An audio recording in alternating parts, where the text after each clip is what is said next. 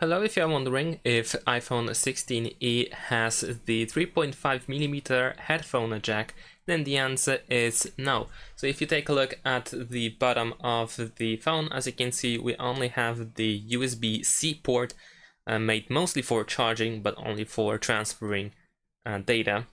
If we, for example, connect it to a computer. Sometimes the headphone jack can be placed at the top, the input, but of course in this case it is not placed there as well. So we don't have the 3.5 headphone jack, 3.5mm.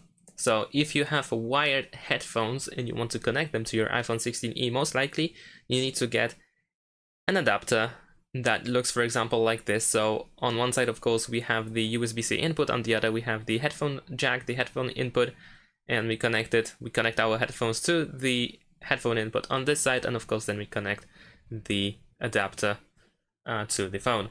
Thanks for watching, leave a like and subscribe to my channel, and see you in my next videos. Bye!